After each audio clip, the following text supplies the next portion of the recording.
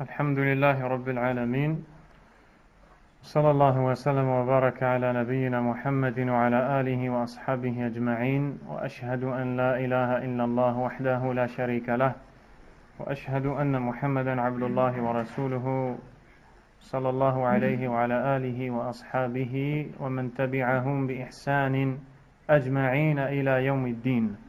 أما بعد، فهذه الليلة ليلة 30 من شهر محرم عام 1436 من هجرة النبي صلى الله عليه وسلم. الموضوع موضوع عام يحتاج إليه المسلمون عامة، وهو متعلق بذكر الله عز وجل وذكر فضائله وأهميته. Nous sommes le 22 novembre 2014 et ce soir nous traitons un sujet global dont l'ensemble des musulmans a besoin, puisqu'il est en relation avec le rappel d'Allah subhanahu wa ta'ala, son importance et les mérites du rappel d'Allah tabaraka wa ta'ala. Et lorsque nous disons le rappel d'Allah, nous entendons par ce rappel le fait de mentionner le nom d'Allah avec la langue, de citer le nom d'Allah subhanahu wa ta'ala, que ce soit à travers les paroles qui nous sont enseignées, subhanallah, alhamdulillah, Allahu akbar, la hawla wa la quwwata illa billah, astaghfirullah, et toutes ces paroles que l'on dit qui ont pour but de proclamer la grandeur d'Allah azza wa jal, de le reconnaître à sa juste valeur, subhanahu wa ta'ala. Ça peut aussi être la lecture du Coran. Ça peut aussi être, si on parle de manière plus générale, toutes les paroles qui plaisent à Allah, subhanahu wa ta'ala, comme répandre le salam, ou bien dire de bonnes paroles, et toute autre chose qui entre dans l'évocation d'Allah. Si on élargit la sphère, quand on parle du rappel d'Allah azza wa jal, on parle aussi des actes, des actions. As-salat, dhikrun lillah. As-siyam, dhikrun lillah. La prière est un rappel d'Allah. Le jeûne est un rappel d'Allah, subhanahu wa ta'ala. Et si on élargit encore cette même sphère, on peut même entrer dans le rappel d'Allah les actes du cœur, c'est-à-dire ce qui est dans le cœur, la peur d'Allah, l'amour d'Allah, la crainte d'Allah, la confiance en Allah, la sincérité, toutes ces choses qui viennent du cœur. Toutes ces choses-là sont le rappel d'Allah subhanahu wa ta'ala. J'ai entre mes mains un livre qui s'intitule Fiqhu al-Ad'iyati wal-Adhkar, la compréhension saine des invocations et des formules de rappel, dont l'auteur est le Cheikh Abdul Razzaq ibn Abd al-Muhsin al-Abbad, qu'Allah azza wa jal le préserve, ainsi que son père. C'est un enseignant mudarris fil masjid al-Nabawi, dans la mosquée du prophète Muhammad sallallahu alayhi wa sallam, et il est doué particulièrement dans ce domaine, dans l'explication des versets, tafsir, également dans l'explication des noms d'Allah tabaraka wa ta'ala, ou bien encore l'explication de toutes ces formules de rappel. Il a donné énormément de temps à ces choses, et Allah tabaraka wa ta'ala lui a accordé une grande facilité et lui a donné son assistance, puisque le livre que j'ai entre mes mains à la base est composé de 4 volumes, et à l'introduction le Cheikh Abdul Aziz ibn Baz rahimahullah ta'ala a fait une lettre de recommandation dans laquelle il vante les mérites de ce livre et de son auteur. Le but de notre assise, c'est de lire certains passages de ce livre afin de voir l'importance du rappel d'Allah subhanahu wa ta'ala.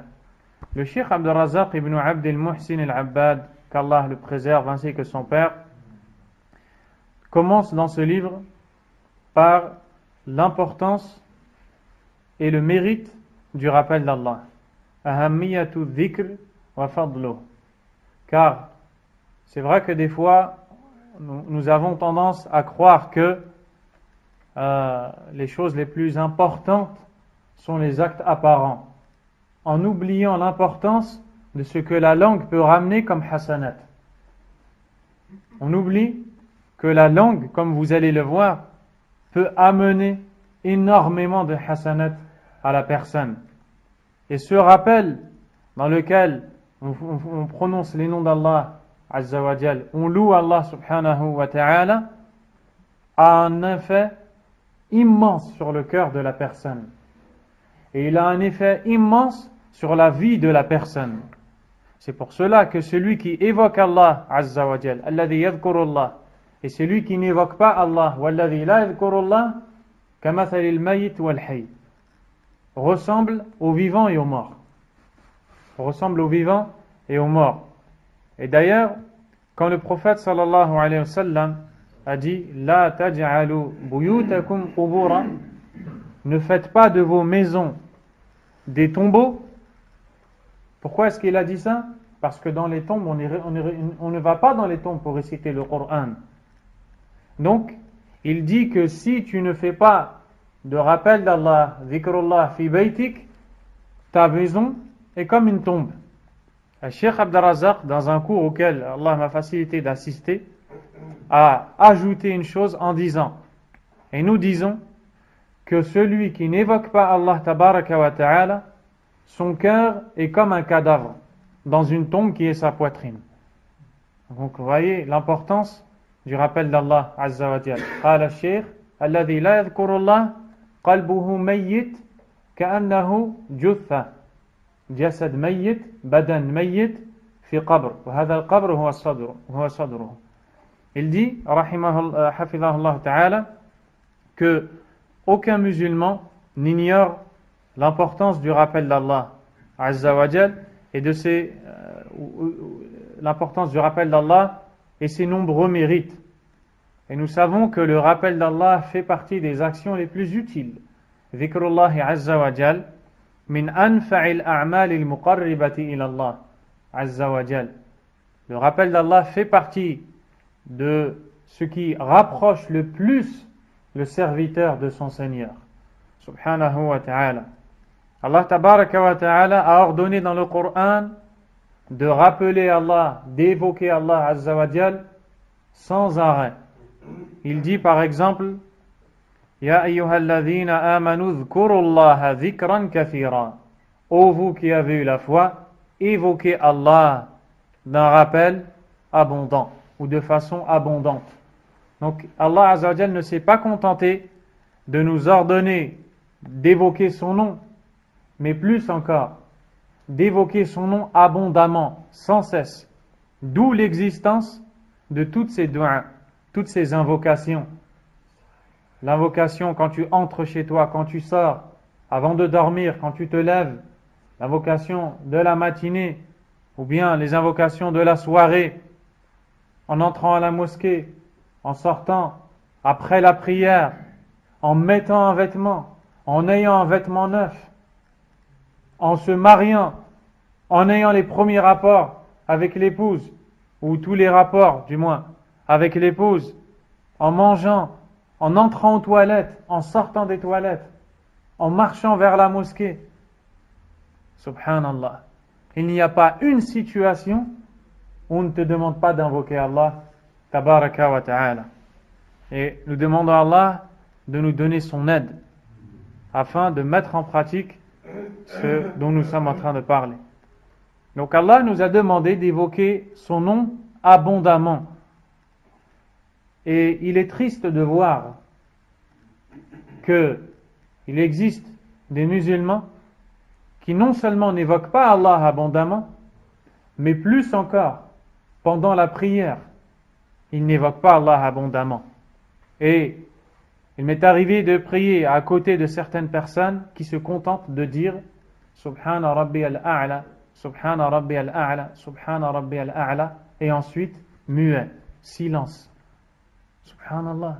Le prophète sallallahu alayhi wa sallam dit Aqrabu ma yakunu al-'abdu min rabbihi wa huwa sajid. Le moment où le serviteur est le plus proche de son Seigneur, c'est celui de la prosternation. le moment où il est le plus proche d'Allah tabaraka wa ta'ala, il reste muet et ne demande rien à Allah subhanahu wa ta'ala. Il existe aussi des personnes qui ont complètement oublié de demander à Allah tabaraka wa ta'ala. Il va rechercher sa subsistance, al-rizq, travail, il va rechercher ce dont il a besoin, il ne demande pas à Allah tabaraka wa ta'ala.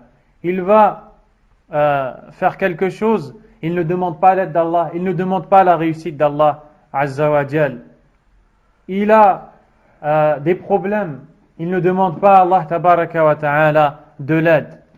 Wallahi, il existe des gens qui ont oublié d'invoquer Allah. Et Allah azza wa jal a dit dans le Coran, وَلَا تَكُونُوا كَالَّذِينَ نَسُوا اللَّهِ. Et ne soyez pas comme ceux qui ont oublié Allah. فَأَنْسَاهُمْ أَنفُسَهُمْ. Il leur a fait oublier leur propre personne. Ça ne veut pas dire qu'ils ont oublié leur nom, leur identité, leur village, leur pays. Ça n'a rien à voir. Mais plus loin encore, pire encore, Allah Azza wa Jal va les faire oublier de faire les bonnes actions. Ils vont vivre dans cette vie inutilement.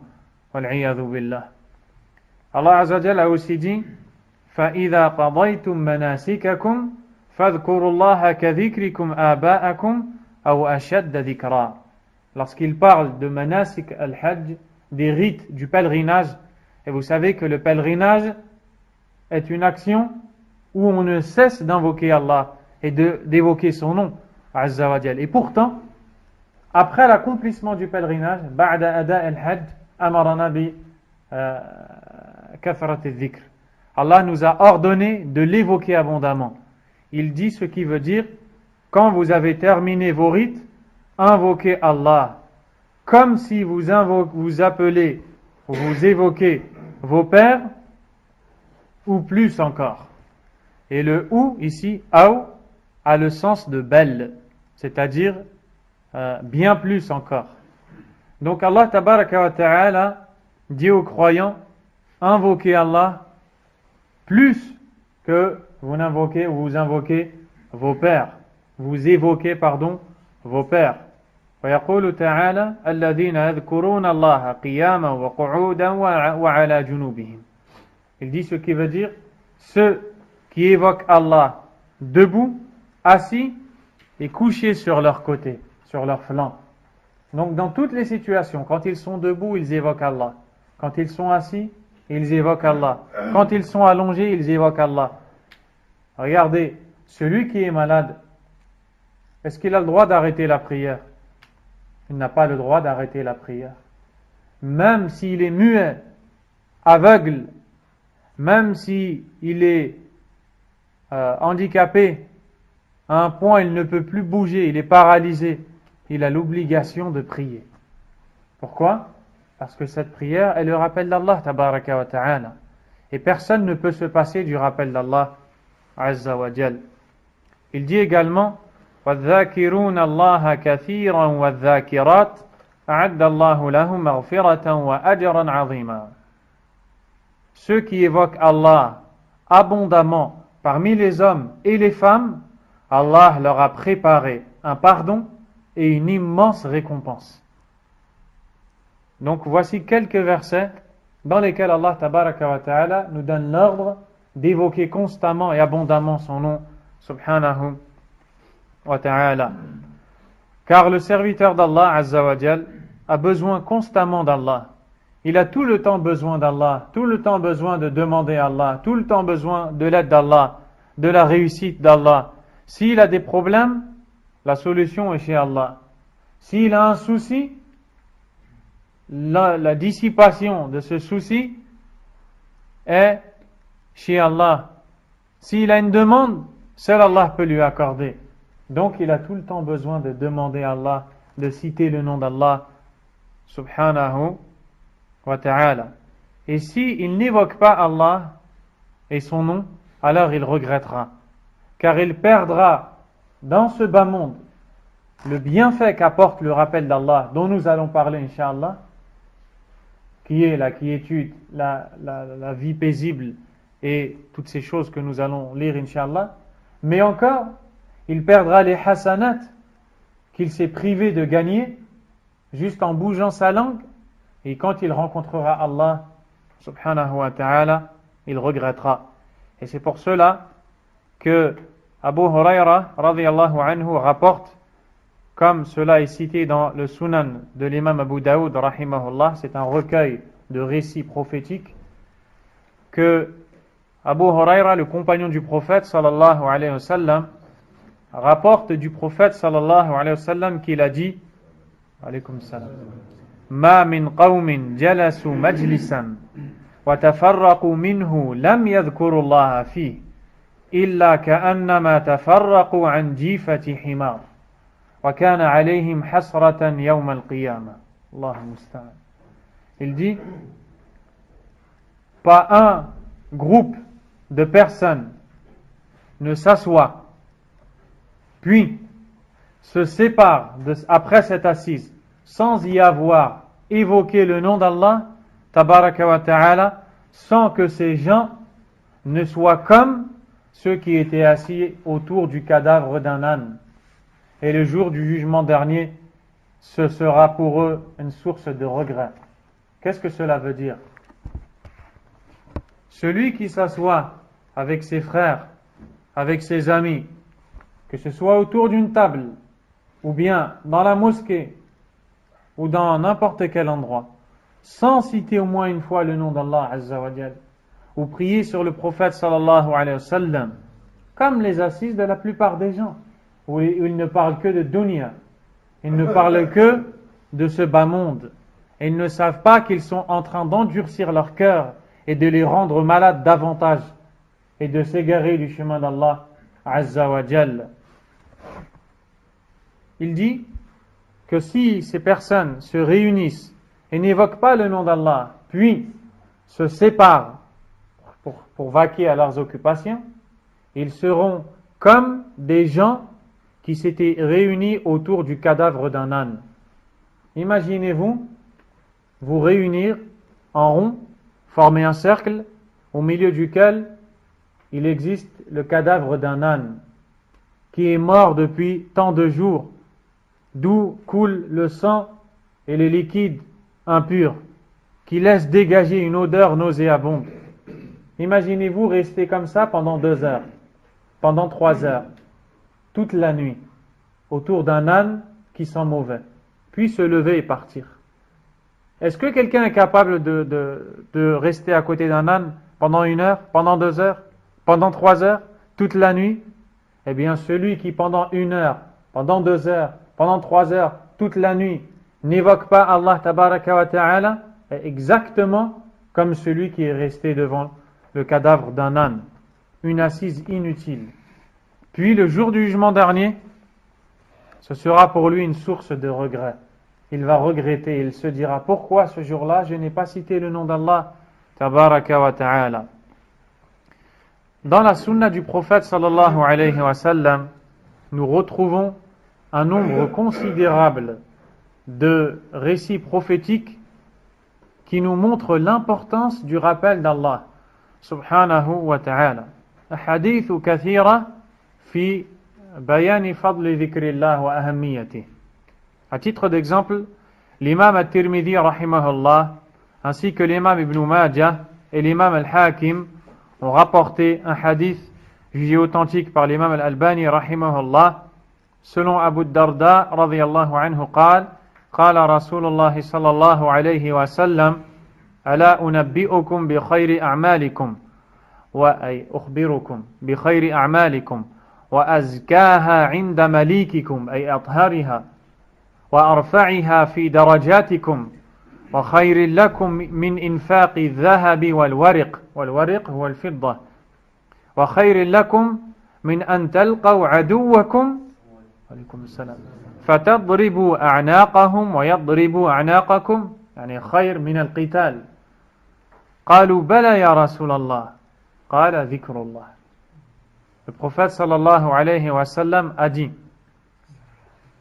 ne vais-je pas vous informer des meilleurs de vos actions, des plus pures chez votre maître, c'est-à-dire chez Allah Azza wa Jal, de celles qui vous élèveront le plus en degrés, qui sont meilleures pour vous que de donner en aumône de l'or et de l'argent, qui sont meilleures pour vous que de rencontrer l'ennemi, de lui frapper le cou, ou qu'il vous frappe votre cou, c'est-à-dire meilleur que combattre, que le combat de l'ennemi. Et ici, le combat qui est cité, c'est le combat nafila, c'est-à-dire surérogatoire, pas celui qui est légiféré de manière obligatoire et qui respecte ses conditions. Les compagnons radiyallahu anhum ont dit, si au messager d'Allah, ta'ammal, amal, sahl, afdal, wa adhar inda Allah azza wa jal, wa arfa' fi darajat, wa khayr min as-sadaqa, التصدق بالذهب والفضة وخير من الجهاد وقتال العدو قالوا بلى يا رسول الله, une action meilleure que dépenser de l'or, de l'argent pur chez Allah le Maître Azza wa Jal, qui élève le plus en degré et qui est meilleur que de rencontrer l'ennemi pour lui frapper son cou ou se faire frapper le cou par ce dernier. Les compagnons ont dit si au messager d'Allah. Le prophète sallallahu alayhi wa sallam a dit Zikrullah, le rappel d'Allah, l'évocation d'Allah subhanahu wa ta'ala. وروى مسلم في صحيحه من حديث أبي هريرة رضي الله عنه أن النبي صلى الله عليه وسلم قال سبق المفردون قالوا وما المفردون يا رسول الله قال الذاكرون الله كثيرا والذاكرات. L'imam Muslim rapporte que le prophète sallallahu alayhi wa sallam a dit, ont devancé ceux qui sont appelés al-mufarridun. Les compagnons ont dit, qui sont-ils, ô messager d'Allah? Qui sont ces gens qui ont devancé tout le monde? Qui sont ces gens qui sont à l'avant, dans une époque où les autres sont à l'arrière et n'ont pas réussi à atteindre ce stade et ce degré? Le prophète sallallahu alayhi wa sallam a dit, ceux qui évoquent Allah abondamment parmi les hommes et les femmes. C'est-à-dire qu'ils ont devancé les autres. Chez Allah subhanahu wa ta'ala, ils ont pris un rang particulier. Ils se sont rapprochés d'Allah plus que les autres. Ils sont aimés d'Allah tabaraka wa ta'ala plus que les autres. À cause de quoi? Ils évoquent le nom d'Allah souvent et abondamment. Qu'est-ce que veut dire évoquer le nom d'Allah abondamment?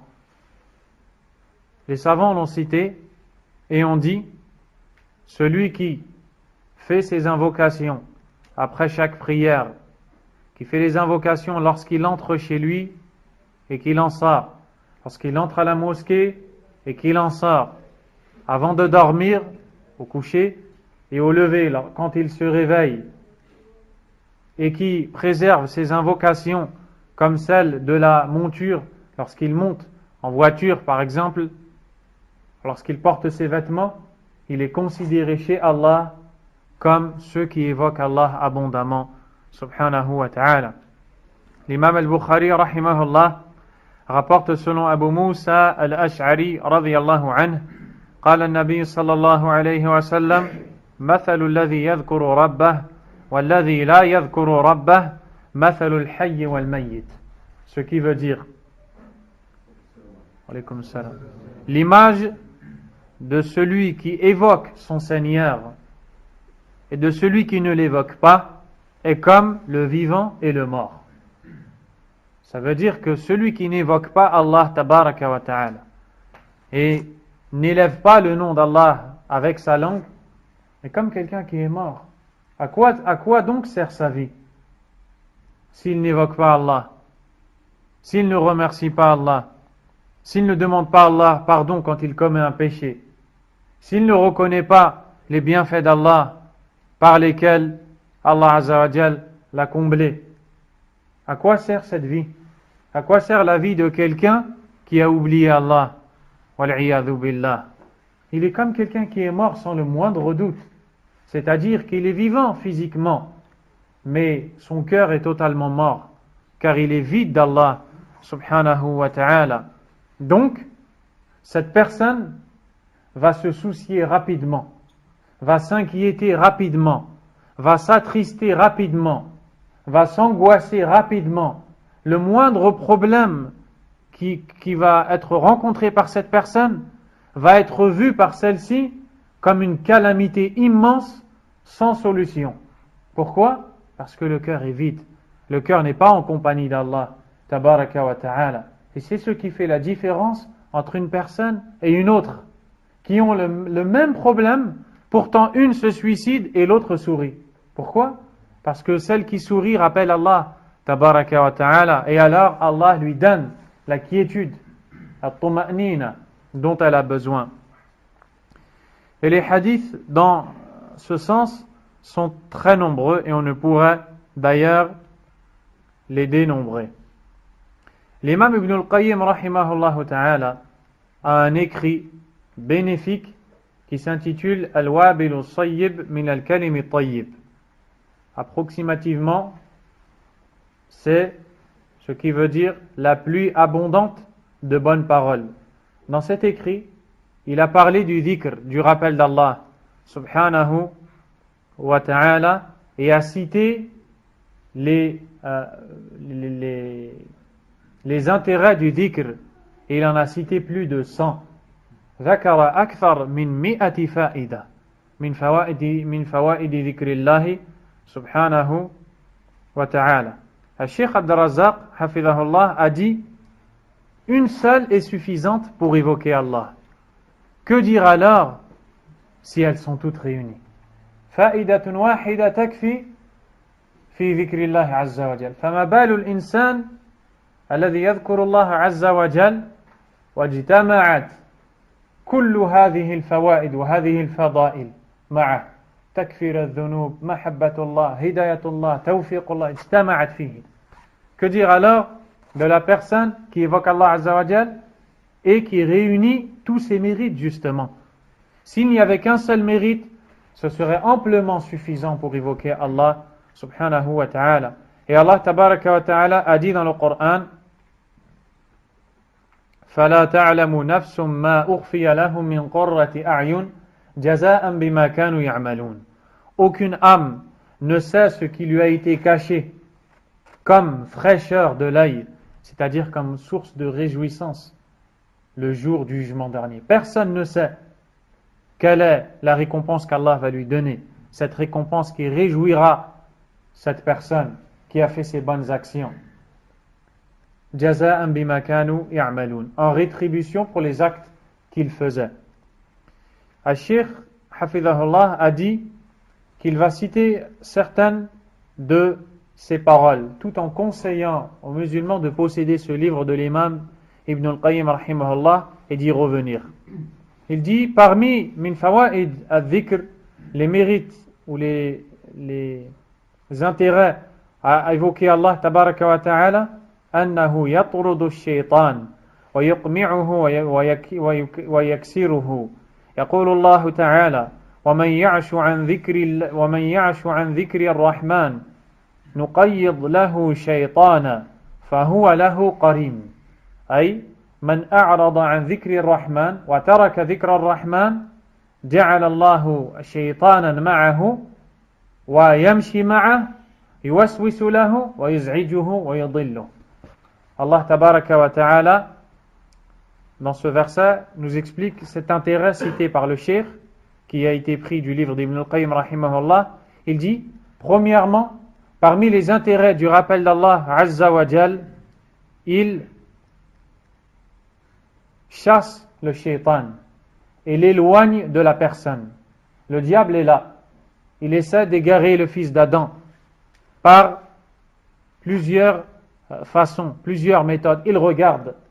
S'il voit que celui-ci a un penchant vers la musique, alors il va l'utiliser et va le faire pencher vers la musique. S'il voit que celui-là a un penchant vers les femmes, il va l'utiliser et il va tout faire pour le faire pencher vers les femmes. S'il voit qu'un autre penche vers l'argent qui est gagné de façon illicite, malhonnête, al-mal al-haram, il va l'égarer dans ce domaine. S'il voit que celui-ci est fainéant et qu'il n'est pas vif pour la prière, il va lui dire dors, tu as une longue nuit, repose-toi. Comment chasser ce shaitan qui est là constamment, sans cesse, notre ennemi, et qui ne s'arrête pas et qui essaie de nous égarer? Le rappel d'Allah tabaraka wa ta'ala chasse le diable du serviteur d'Allah azza wa jal. Allah tabaraka wa ta'ala a dit dans le verset ce qui veut dire: et celui qui s'écarte du rappel du tout miséricordieux, c'est-à-dire d'Allah azza wa jal, nous lui assignerons un diable qui deviendra son compagnon. Subhanallah. Allah azza wa jal a dit, ce qui veut dire que celui qui ne rappelle pas Allah, alladhi la yadhkurullah, Allah yusakhiru alayhi shaytanan yamshi ma'ah yudilluhu wa yuwaswisu lahu. Allah azza wa jal va lui assigner un diable, il sera avec lui, il va l'égarer, il va le déranger, il va le perturber, que ce soit par des pensées al-wasawis, dérangeantes ou autres, il ne le lâchera pas. Quand est-ce que ce shaitan, ce diable, se prendra la fuite? Quand le serviteur évoquera le nom d'Allah. Car le diable ne veut pas rester devant le nom d'Allah.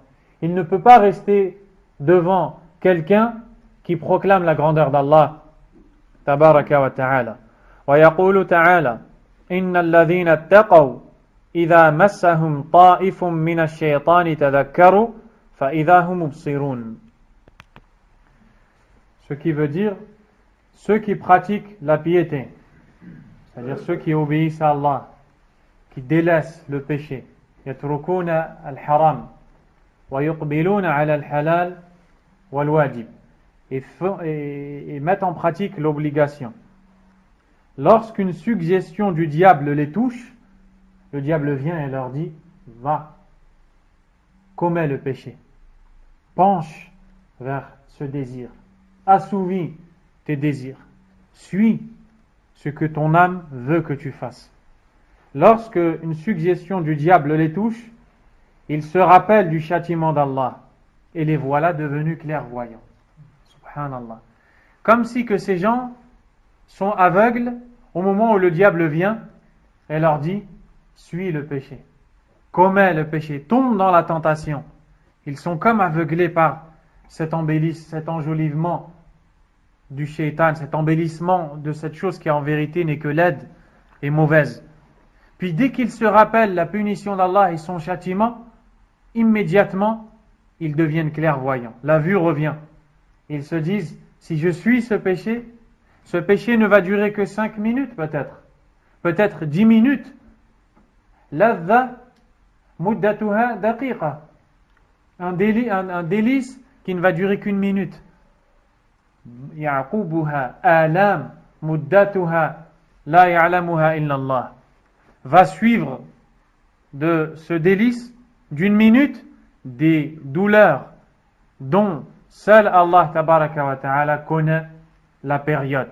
D'ailleurs, j'en profite ici pour vous citer une parole de l'imam Ibn al-Qayyim rahimahullah dans la lettre qu'il a écrite à son ami Alauddin, qui est connu sous le nom de Risalat ibn al-Qayyim ila ahadi ikhwani. La lettre de l'imam Ibn al-Qayyim adressée à un de ses frères. Elle est traduite en français sous les éditions Dar al-Muslim avec un autre titre. Le titre est Lettre importante à tous les musulmans, approximativement.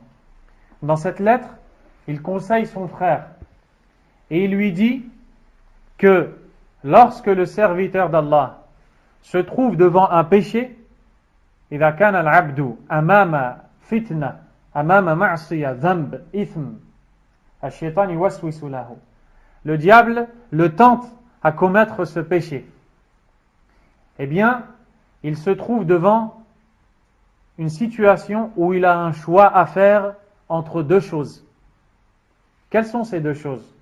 Il dit, soit il patiente, awalan yasbir, la ya'si Allah azza wa jalla, yasbir, yamliku nafsa.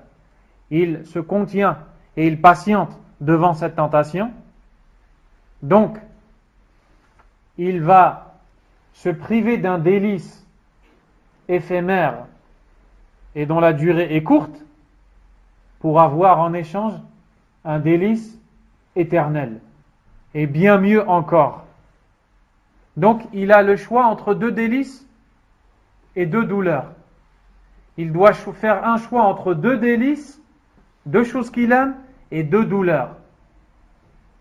C'est-à-dire que quand il est tenté par un péché, il ne va faire ce péché que parce qu'il y a quelque chose qui tente dans ce péché. N'est-ce pas?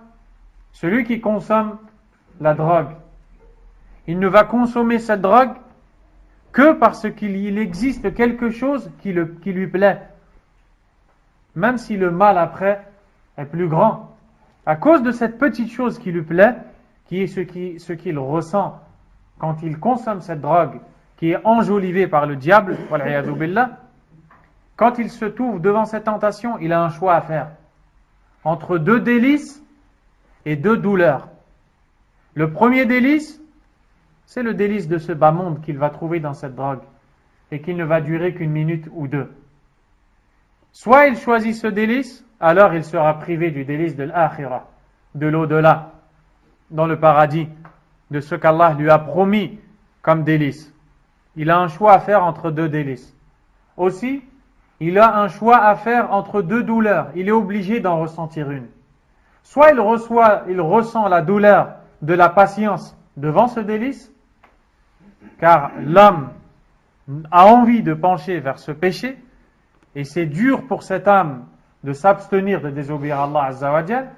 Soit il patiente dans justement cette difficulté, jusqu'à ce que plus tard elle deviendra en vérité un délice. Soit il choisit cette patience, ou alors il a forcément choisi la douleur le jour du jugement dernier, où Allah tabaraka wa ta'ala le châtira car il a commis ce péché. Allah Azza wa Jal a dit ce qui veut dire, lorsqu'une suggestion du diable les touche, il se rappelle du châtiment d'Allah. Regardez, il se rappelle du délice, de la douleur qui est plus grande. Il est tenté par la fornication, wal'iyadhu billah. Allah Azza wa Jal a mis dans l'acte en lui-même un délice ou quelque chose qui est naturel. Il est tenté par cette chose, mais elle est interdite par Allah Azza wa Jal. Al-fahisha, al-zina. Il est tenté par cette chose, Al-Shaytan vient et lui dit, vas-y, personne ne te voit. Mais lui se rappelle du châtiment d'Allah. Alors il se dit, je préfère me contenir ou me retenir, me préserver de cette chose-là, même si j'avais envie de le faire, je préfère subir cette patience ou cette douleur pour Allah Azza wa Jal, si c'est une douleur, en fonction de la foi de la personne, pour être préservé de la plus grande douleur, celle qui est éternelle, le jour où je vais rencontrer Allah et qui me dévoilera peut-être devant les gens. Pourquoi tu fais telle et telle chose? Qu'est-ce que je vais répondre? Donc qu'est-ce qui fait que le diable s'écarte de nous? Le rappel d'Allah, tabaraka wa ta'ala.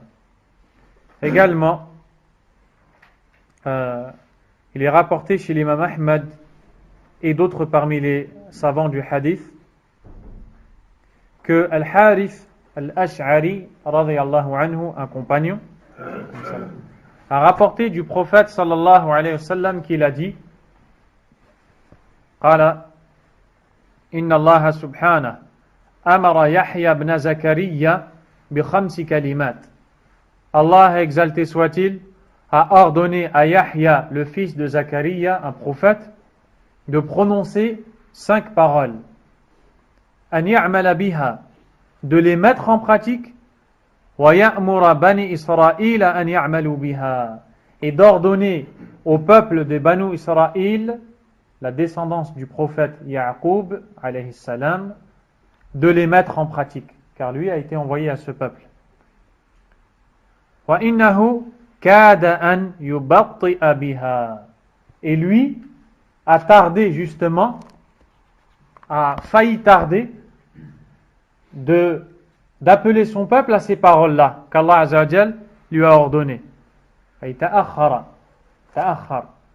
فقال له عيسى عليه السلام, quand Isa lui a dit, le prophète Jésus, Isa alayhi salam lui a dit, Inna Allah amaraka bi khamsi kalimat, Allah t'a ordonné 5 paroles, 5 mots, لِتَعْمَلَ بِهَا, que tu les mettes en pratique, وَتَأْمُرَ بَنِي إِسْرَائِيل أَنْ يَعْمَلُوا بِهَا, et que tu ordonnes, tu donnes l'ordre aux enfants d'Israël de les mettre en pratique.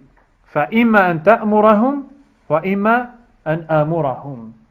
Soit tu leur donnes l'ordre qu'Allah t'a donné, ou bien c'est moi qui vais le faire, car il a tardé quelque peu. فقال يحيى أخشى إن سبقتني بها أن يخسف بي أو أعذب.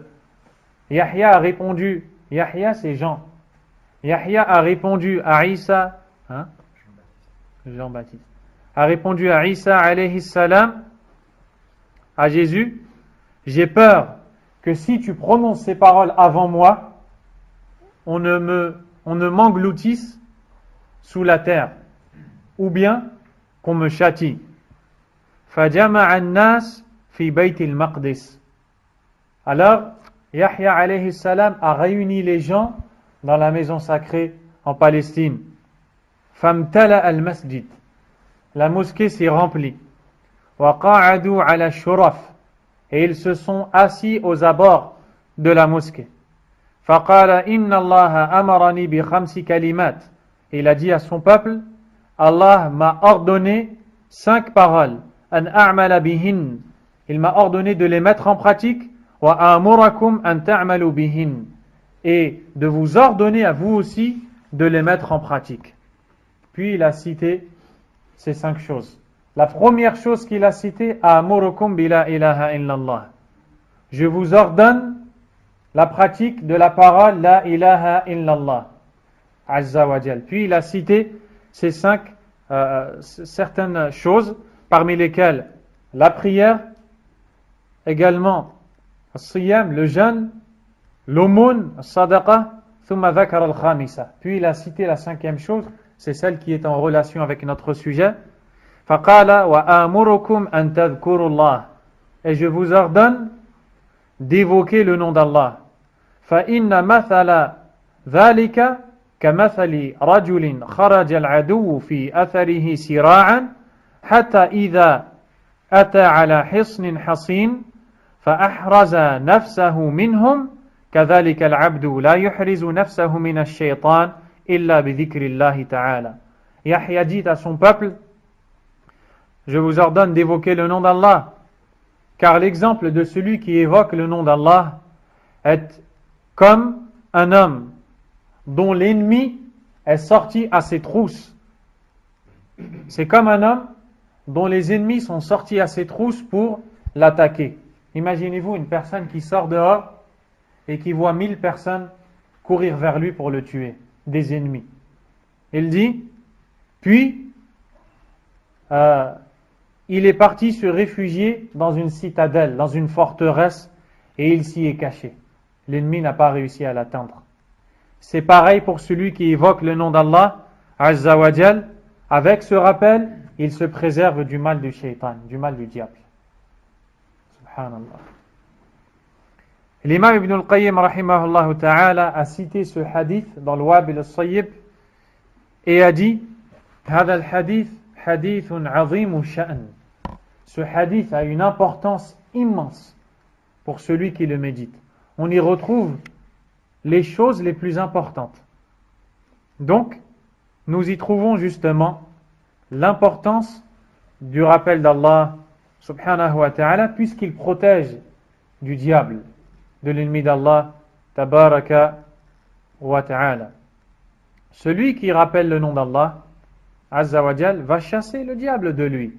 Al-Sheikh Abd al-Razzaq hafidahullah Azza wa Jal a dit, à l'image de quelqu'un qui tellement qu'il invoque le nom d'Allah et évoque le nom d'Allah tabaraka wa ta'ala, le diable au début était à côté de lui pour le tenter, pour essayer de l'égarer, mais tellement qu'il disait la hawla wa la quwwata illa billah, Allahu akbar, subhanallah, la ilaha illallah, a'udhu billahi minash shaitanir rajim. Il lit le Coran, il demande à Allah la guider, il demande à Allah la protection. Le shaitan au bout d'un moment ne peut plus résister, il rapetit, il devient comme un moineau. Il dit, il devient comme un moineau à côté de lui. Le moineau est le petit oiseau que vous voyez Il est minuscule. Est-ce qu'il va vous faire du mal? Est-ce qu'il peut vous toucher d'un mal? Il ne peut pas. Pareil pour celui qui évoque beaucoup le nom d'Allah subhanahu wa ta'ala. Abdullah ibn Abbas radiyallahu anhuma a dit: الشيطان جاثم على قلب ابن آدم فإذا سهى وغفل وسوس وإذا ذكر الله تعالى خنس. Il dit, le diable est assis, ou bien il est aux aguets sur le cœur de l'enfant d'Adam, c'est-à-dire de l'homme. Il est toujours là à essayer de l'égarer. Lorsque ce dernier, l'enfant d'Adam, yashu, est distrait, wa rafal, est touché par l'insouciance, waswas. À ce moment-là, le diable l'incite. Il l'incite à faire le mal.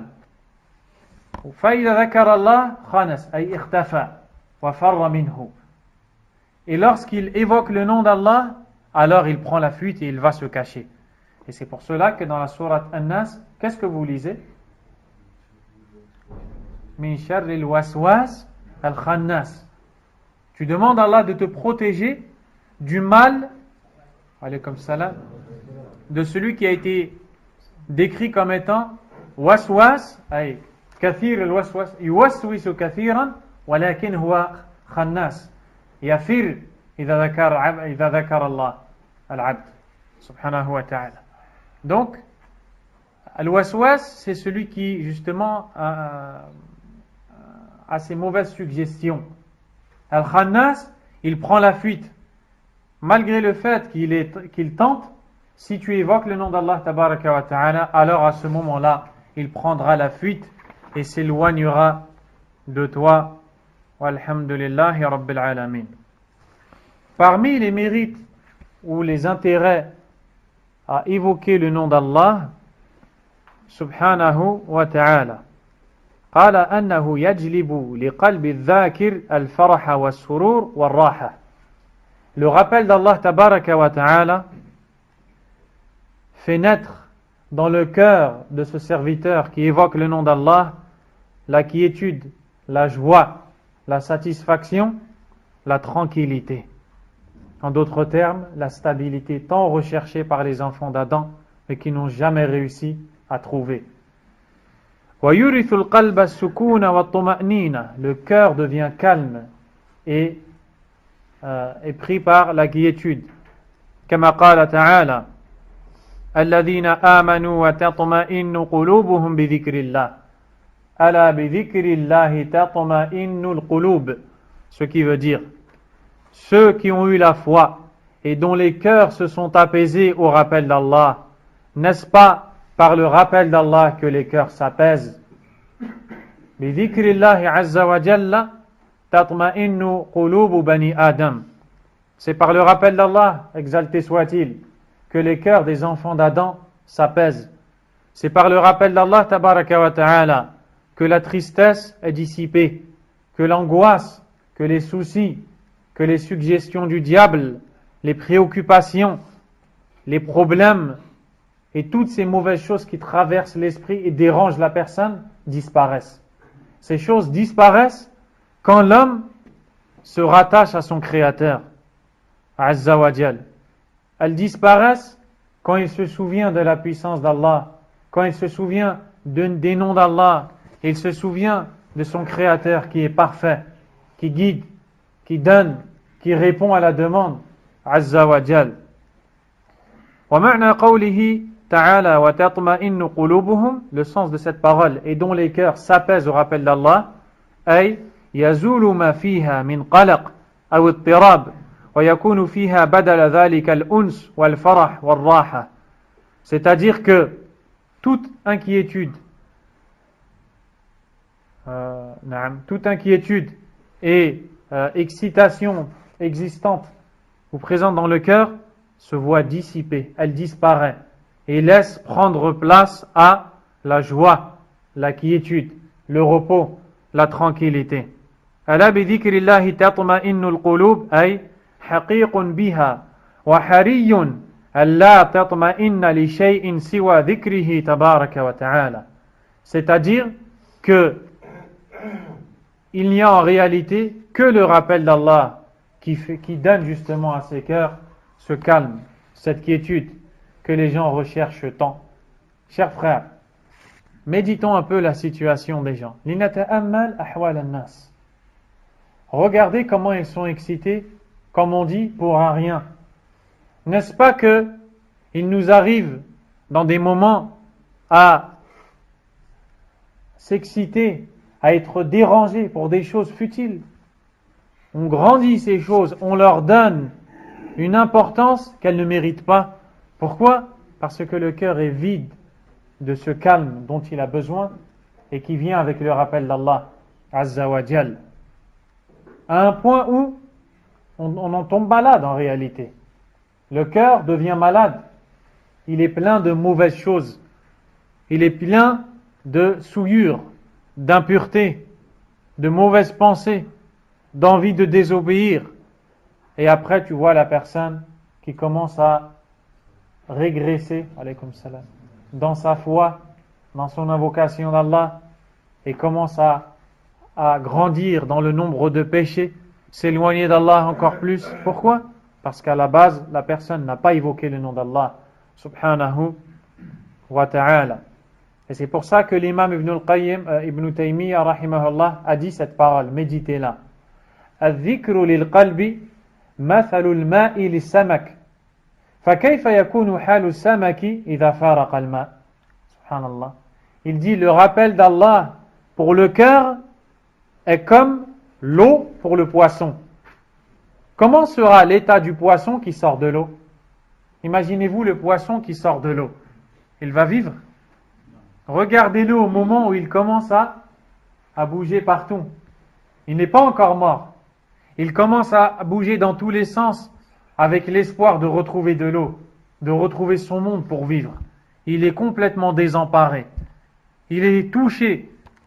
Et tu le regardes et tu le vois en réalité en train de mourir.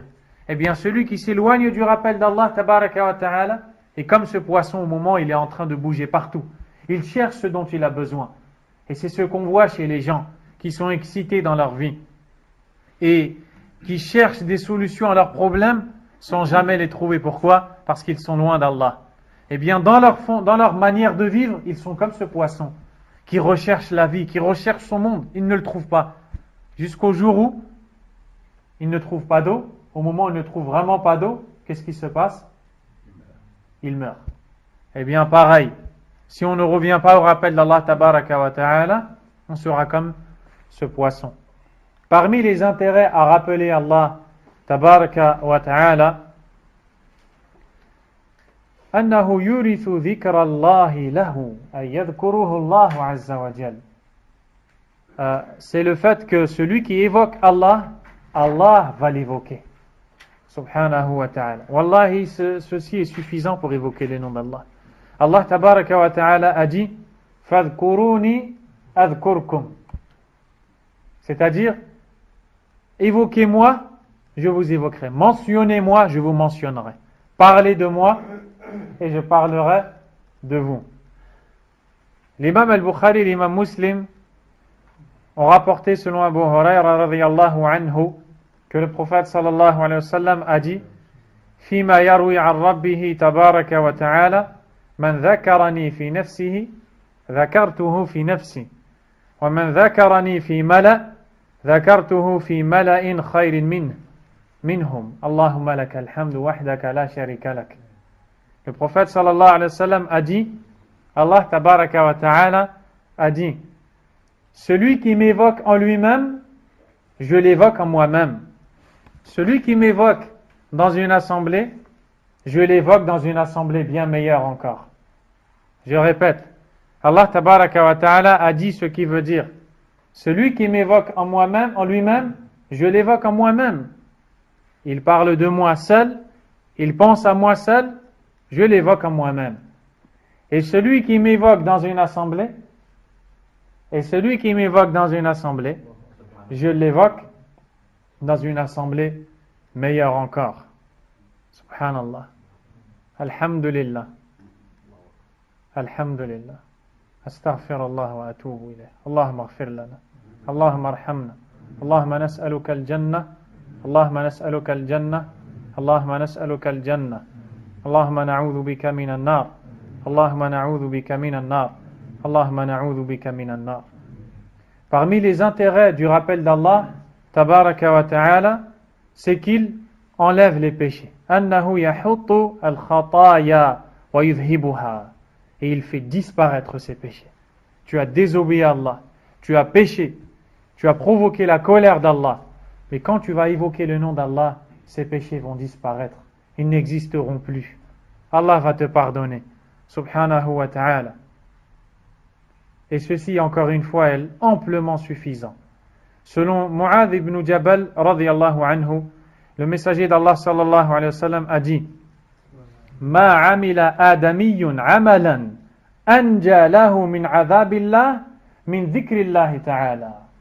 Subhanallah. Il dit, le prophète dit, alayhi salatu wassalam, un enfant d'Adam, c'est-à-dire un serviteur d'Allah, un croyant, n'a pas fait une action qui le préservera plus du feu de l'enfer que l'évocation d'Allah subhanahu wa ta'ala. Ça veut dire que parmi les actes qui protègent le plus le serviteur d'Allah du feu de l'enfer, c'est qu'il est là avec sa langue et qu'il dit Astaghfirullah, Rabbighfirli, Allahumma arhamna, Allahumma ahdina, et il invoque Allah tabaraka wa ta'ala. Parmi les intérêts à évoquer le nom d'Allah Azza wa Jal, qu'Allah tabaraka wa ta'ala donne énormément de récompenses à celui qui évoque le nom d'Allah Azza wa Jal. Pensez-vous, chers frères, que l'un d'entre vous va citer le nom d'Allah, puis Allah Azza wa Jal va laisser passer tous ces moments où il a bougé sa langue pour citer le nom d'Allah? Pensez-vous qu'Allah tabaraka wa ta'ala va laisser perdre cette récompense? Jamais. Allah le consigne auprès de lui et l'enregistre pour récompenser ce serviteur le jour où il le rencontrera. Et alors, il le récompensera. Tabaraka wa ta'ala. Le rappel d'Allah est une chose légère dans la langue. Le Cheikh Abd al-Razzaq al-Abbad, hafidhahullah, qu'Allah le préserve, qu'Allah le récompense, qu'Allah le pardonne, qu'Allah l'introduise au paradis, lui et son père, le grand savant du hadith, Abdul Muhsin al-Abbad, qu'Allah Azza wa Jal les récompense, a dit que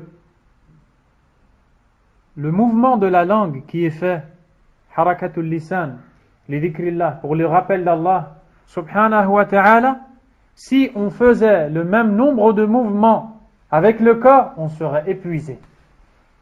On serait épuisé. On ne pourrait pas résister. Regardez la rahma d'Allah, tabaraka wa ta'ala. Avec la langue, on peut faire énormément de mouvements sans jamais être fatigué, sans jamais se lasser. Grâce à Allah, subhanahu wa ta'ala. Puis, écoutez un peu les récompenses que va gagner, certaines du moins, que va gagner celui qui évoque Allah Azza wa Jal. Dans les deux recueils de l'imam al-Bukhari et Muslim, Abu Huraira rapporte que le prophète sallallahu alayhi wa sallam a dit: Qala, man qala la ilaha illa Allah wahdahu la sharika lah, lahul mulku wa lahul hamdu wa huwa ala kulli shay'in qadir, fi yawmin mi'ata marra, kanat lahu idlu 10 riqab, ay ka'annahu a'taqa 10 min al-'abid. وكتبت له 100 حسنة ومحيت عنه 100 سيئة وكانت له حرزا أي حفظا من الشيطان يومه ذلك حتى يمسي حتى المساء ولم يأتي أحد بأفضل مما جاء به إلا رجل عمل أكثر منه. Le prophète sallallahu alayhi wa sallam a dit: celui qui dit, donc la parole que vous venez d'entendre, je vous donne directement le sens rapproché. Nulle autre divinité ne mérite réellement l'adoration en dehors d'Allah. À lui la royauté. Toutes les louanges lui reviennent de droit. Et il est omnipotent. C'est-à-dire sa puissance atteint toute chose. Celui qui prononce ces paroles 100 fois dans une journée, c'est comme si qu'il a affranchi 10 esclaves. Et sachez que affranchir un esclave, à l'époque, ils avaient des esclaves et ils les affranchissaient. Et quand ils affranchissaient leurs esclaves, ils avaient énormément de récompenses. Eh bien, le fait de prononcer 7 fois, 100 fois cette parole, c'est comme si que tu as libéré 100 esclaves. Puis, dans le sens aussi de la parole, on dit nulle autre divinité ne mérite l'adoration réellement à part Allah, seul et sans associé, jusqu'à la fin de la parole. Et on lui inscrira 100 bonnes actions. On lui effacera 100 méfaits, 100 péchés. Et cette parole sera pour lui une protection contre le diable tout au long de cette journée. Cela jusqu'au soir. Et personne ne pourra venir avec quelque chose de meilleur, sauf celui qui fait plus. Et d'ailleurs, les savants ont cité, par rapport au nombre de rappels, le plus grand nombre qui existe dans la sunna, c'est 100. Et c'est cette dua, cette invocation. Quant à ce que vous retrouvez chez Soufiyya, wal-Quburiyun, les adorateurs de tombes et les adeptes du soufisme, qui disent qu'il faut dire 500 fois Ayatul Kursi, ou 3000 fois La ilaha illallah, ou 1500 fois toutes ces choses-là, hada batil, kalamun batil, la aslalah, la wujuda lahu fi dinillah, azza wa jal. Inexistant dans la religion d'Allah, azza wa jal. C'est pour cela que lorsque nous disons qu'il faut évoquer Allah, il ne faut pas l'évoquer comme bon nous semble. Il faut l'évoquer avec ce que nous a enseigné le Coran et la Sunna. عندما نقول بأهمية ذكر الله ليس معنى ذلك أن نذكر الله كما نشاء بل نذكره كما علمنا النبي صلى الله عليه وسلم ما نقول 1000 مرة 50,000 مرة هذه الكلمات هذا لا ينفع عند الله. D'ailleurs, je vous raconte une histoire pour détendre l'atmosphère qui a été rapportée par Cheikh Abd al-Razzaq, l'auteur du livre Hafidhahullah Ta'ala, qui a voyagé dans un endroit, dans un pays, pour prêcher à Allah subhanahu wa ta'ala. Quand il a rencontré un personnage qui mémorisait le Coran du début à la fin. Et d'ailleurs, il maîtrisait le Coran, le numéro du verset, le numéro de la page, où se trouve le verset dans la page. Mutqin li hifdhillahi azza wa jal. Il dit, ô Cheikh, j'ai un problème et je voudrais vous en parler. Il dit au Cheikh qu'il a vu en rêve quelqu'un lui dire Ja'ani hatif fil manam, et m'a dit Udhkurullah wa qul ya latif 50,000 marra mathalan fil yawm. En rêve, on lui a dit dis ya latif 50 000 fois dans la journée. Je vous donne un nombre approximatif, je ne me rappelle pas, même Cheikh ne se rappelle pas du nombre exact. Et alors il dit, quand je me suis réveillé, je me suis dit, ça vient d'Allah Azza wa Jal. Et j'ai commencé à évoquer. Et je me suis assis dans un endroit, Ya Latif, Ya Latif, Ya Latif, Ya Latif, sans arrêt, sans repos, jusqu'à qu'il a pris le chapelet et il en a acheté un grand avec un stylo et un cahier et il notait le nombre de fois par peur de ne pas avoir le nombre exact. Et toute la journée, subhanallah, subhanallah, subhanallah, Ya Latif, Ya Latif, Ya Latif, Ya Latif. Il revenait à la mosquée, il repartait, il revenait. Puis quand il arrive à 50 000 fois, il revoit encore en rêve quelqu'un qui lui dit maintenant tu vas dire Ya Rahim 75 000 fois. Et alors, il croit que ça vient d'Allah Azza wa Jal. Et il commence Ya Rahim, Ya Rahim, Ya Rahim. Et il raconte ça au Cheikh. Et il lui dit Ya Cheikh, ana qaliq li'annani nasitu al-Qur'an. Il dit Ya Cheikh, je suis très inquiet car j'ai oublié le Coran. Le Coran dont il maîtrisait les versets, le numéro du verset, la page où se trouve le verset, le numéro de la sourate du Coran, il a tout oublié. Pourquoi? Car il a arrêté de lire le Coran et il a passé son temps, Ya Latif, comme les soufis, billah. Il a perdu son temps, résultat, il en a oublié le Coran. Le cheikh lui a dit, جاءك شيطان في المنام ووسوس لك وصدقته وغرك وأضلك. Le cheikh lui a dit, c'est un diable qui est venu dans tes rêves pour te faire cette suggestion que tu as suivie, et alors il a réussi à t'égarer et t'induire en erreur. Et il lui a dit, ya cheikh, ka'annaka akhrajtani min sijn. Il dit, oh cheikh, c'est comme si que tu m'as sorti de prison. Pourquoi? Car comme il voyait cette chose en rêve, il croyait que s'il arrête de prononcer ces paroles, alors comme cette chose vient d'Allah, Allah va le punir. Et donc c'est pour ça qu'il n'a pas arrêté. Et quand Cheikh lui a dit, c'est un diable, arrête de le suivre, il a dit, Cheikh, tu viens de me sortir d'une prison. Donc tout ça pour vous dire, chers frères, que quand on dit invoquer Allah, évoquer Allah, pas comme chacun veut, mais comme c'est dans le Coran et dans la Sunna. Et on n'invoque pas Allah n'importe comment. Encore une fois, comme les adeptes du soufisme qui ont inventé des choses fatigantes dans le rappel d'Allah. Tabaraka wa ta'ala.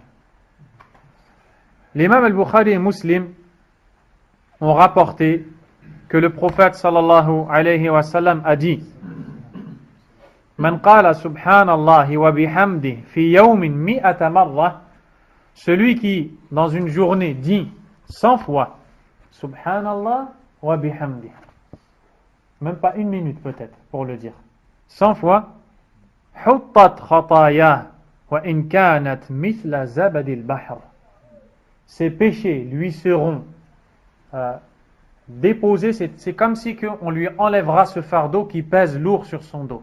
Ses péchés lui seront déposés, comme si qu'on avait une charge et que elle pèse sur notre dos, on a besoin de l'enlever et la déposer. Ses péchés seront déposés et enlevés de son dos, même si ses péchés sont égaux à l'écume de la mer. Vous savez ce que c'est Zabad al-Bahr? Zabad al-Bahr, al-Milh, le sel, ou bien awraq, al-ashjar, les feuilles des arbres, et tout ce qui flotte au-dessus de l'eau. Même si tous ces péchés sont semblables à l'écume de la mer, ils lui seront pardonnés. À une condition, ces péchés sont les péchés mineurs, non pas les péchés majeurs. Les péchés majeurs ont besoin d'un repentir pour être pardonnés. L'imam Muslim rahimahullah rapporte selon Abu Huraira que le prophète sallallahu alayhi wa sallam a dit: La an aqul subhanallah walhamdulillah wa la ilaha illallah wallahu akbar ahabbu ilayya mimma tala'at alayhi shams.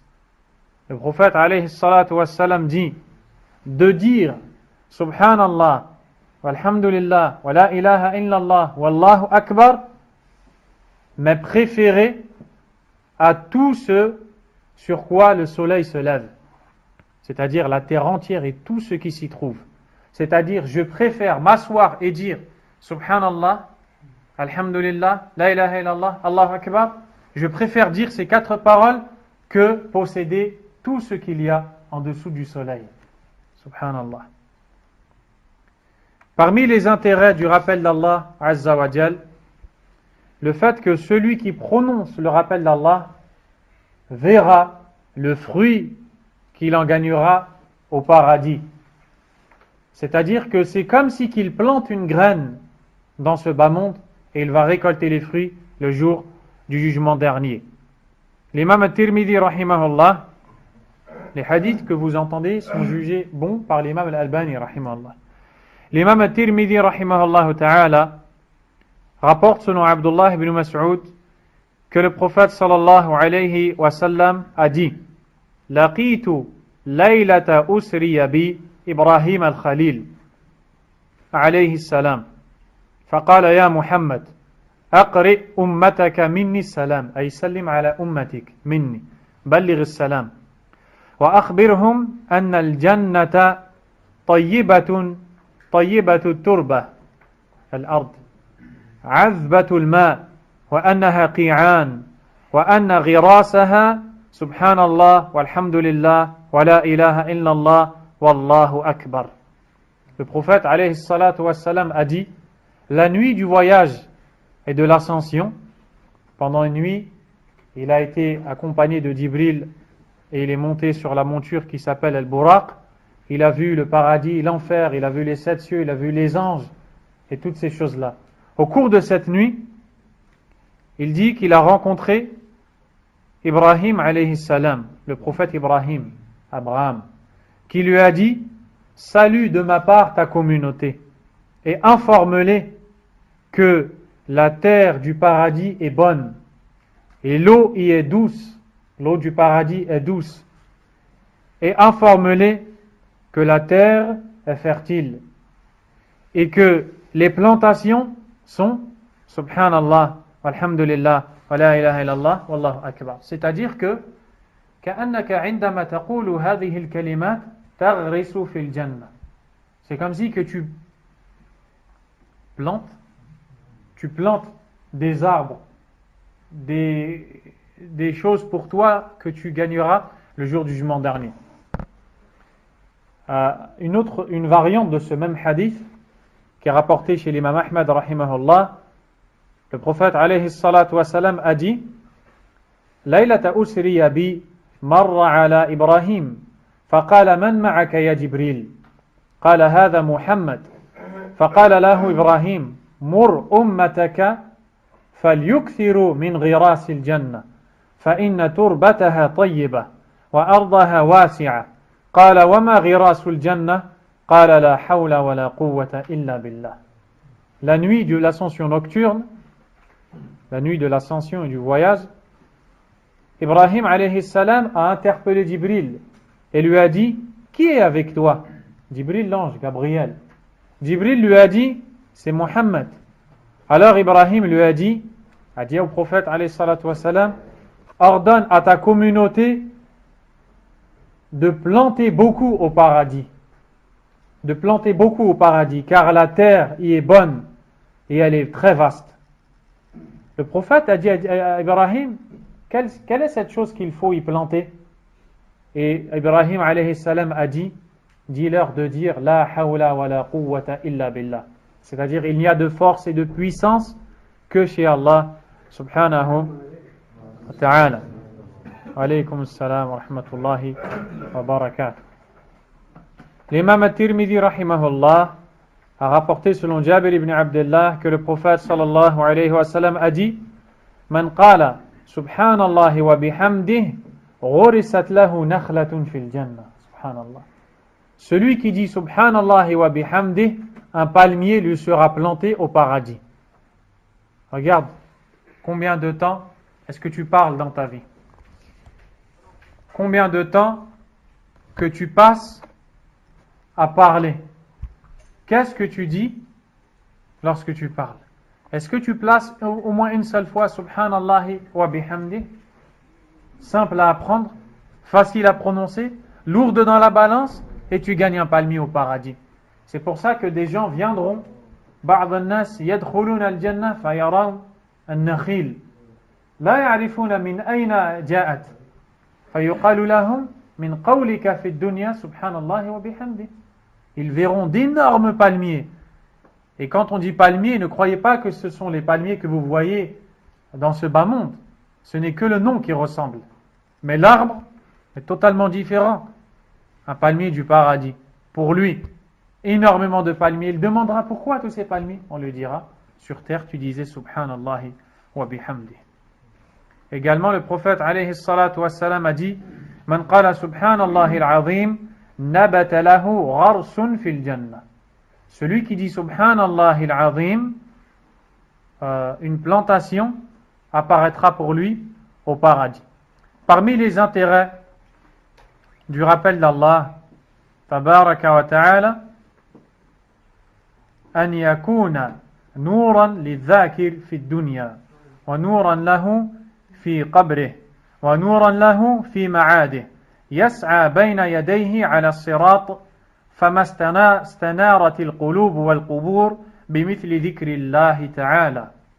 Celui qui évoque le nom d'Allah, cette évocation, ce rappel du nom d'Allah Azza wa Jal, va lui donner un nour, une lumière.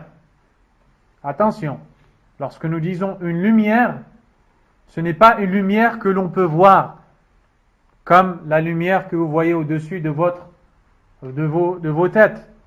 Car les adeptes du soufisme disent que c'est une lumière réelle. Et donc, c'est-à-dire que celui qui évoque abondamment Allah, on voit son visage comme une lampe, une ampoule. Moi, personnellement, je n'ai jamais vu ça. Et ça n'existe pas d'ailleurs. La preuve, un hadith rapporté par l'imam Muslim, dans lequel Aïcha radiyallahu ta'ala anha nous dit, alaykum salam, une nuit, j'ai recherché le prophète sallallahu alayhi wa sallam après avoir remarqué qu'il n'était plus couché à côté de moi. Puis, dans l'obscurité de cette nuit, j'ai cherché avec ma main jusqu'au moment où ma main a touché ses pieds. Et là, je l'ai retrouvé, il était prosterné et il invoquait Allah Azza wa Jal. Les savants ont dit, ceci est une preuve que ce n'est pas une lumière que l'on peut vraiment voir, puisque celui qui est le plus illuminé est bien le prophète sallallahu alayhi wa sallam. Et pourtant, Aïcha radiyallahu anha a dû le chercher. Donc ceci est très important. Ça n'a rien à voir avec la religion d'Allah que de croire ça. Mais Ibn Taymiyyah rahimahullah a dit que c'est une chose que le croyant ressent. Il voit chez son frère. Il dit Hada munawwar.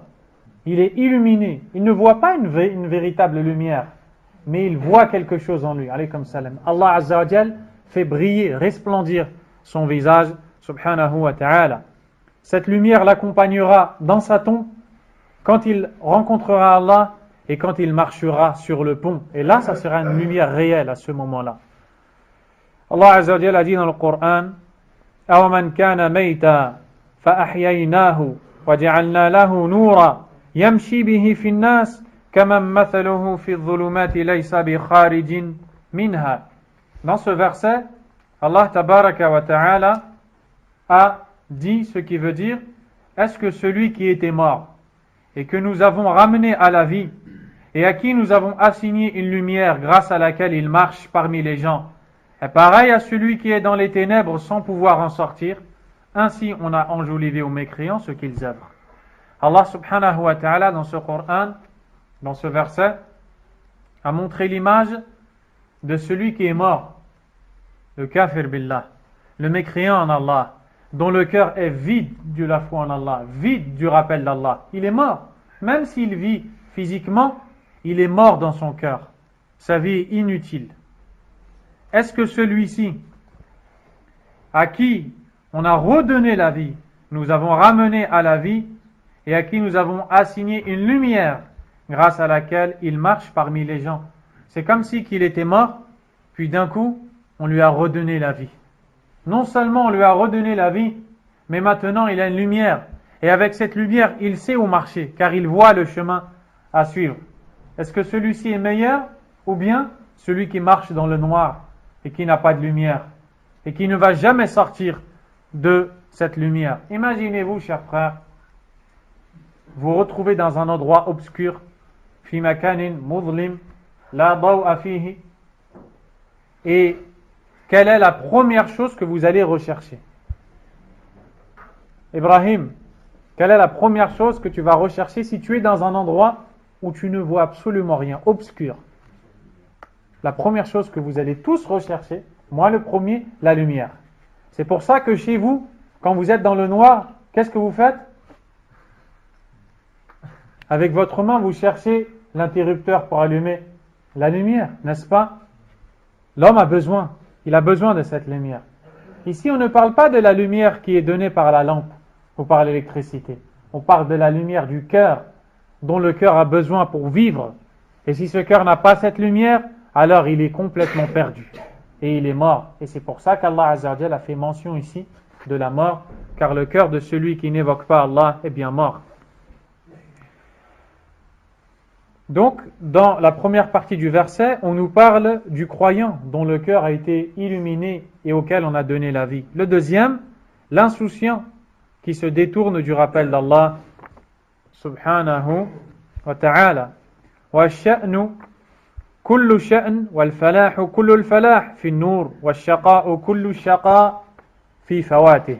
Il dit la chose importante, c'est d'avoir justement ce nour d'Allah, cette lumière d'Allah Azza wa Jal.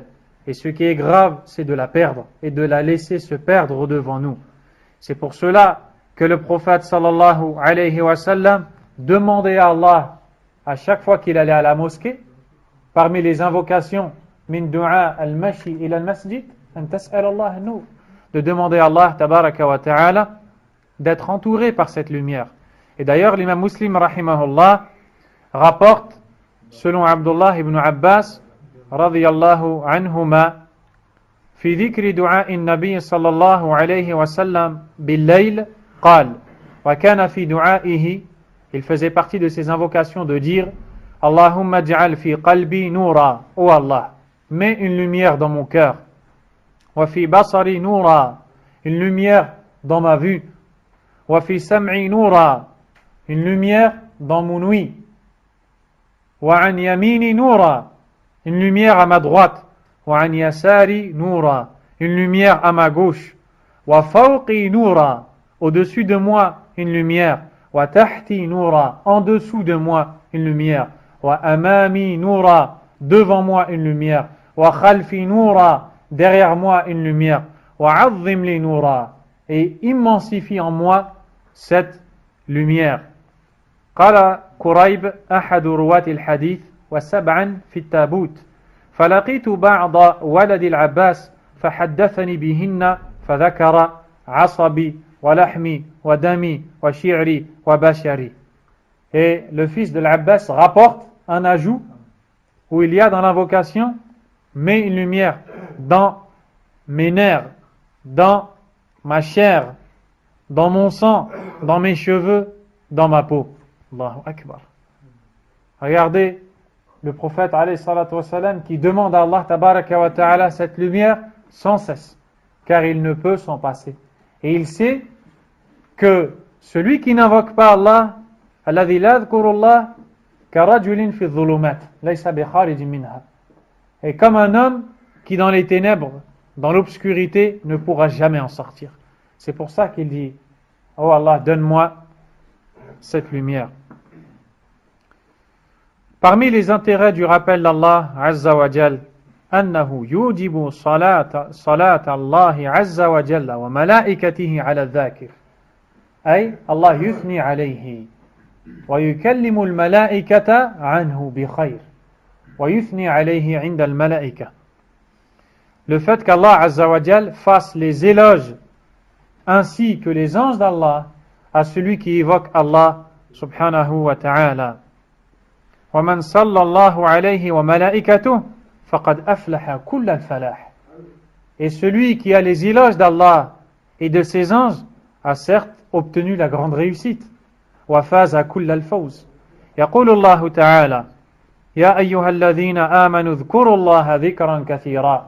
Ô vous qui avez eu la foi, évoquez Allah abondamment. وسبحوه بكرة وأصيلا. Et proclamez sa gloire. Dites Subhanallah, proclamez sa pureté dans ses noms, dans ses attributs, montrez qu'il est exempt de tout défaut, de tout manquement. Sabbihuhu bukratan wa asila. Le matin comme le soir. Huwa alladhi yusalli alaykum. C'est lui qui prie sur vous. Allah Azza wa Jalla. C'est-à-dire c'est lui qui vante vos mérites. C'est lui qui fait vos éloges. Wa malaikatu. Ainsi que ses anges. Pourquoi? Ceci afin de vous faire sortir des ténèbres vers la lumière. Et certes, il est miséricordieux envers les serviteurs. Voici quelques-uns des mérites du rappel d'Allah tabaraka wa ta'ala. La prochaine fois, Inch'Allah, on expliquera justement quelques-uns des rappels d'Allah subhanahu wa ta'ala. نسأل الله عز وجل أن يجعلنا من الذاكرين الله كثيرا وأن يغفر لنا ذنوبنا ويستر عيوبنا ويعفو عنا ويهدينا ويوفقنا إلى كثرة الذكر والعبادة وحسن عبادته وصلى الله وسلم وبارك على نبينا محمد وعلى آله وصحبه أجمعين. سبحانك اللهم وبحمدك أشهد أن لا إله إلا أنت أستغفرك وأتوب إليك. بارك الله فيكم.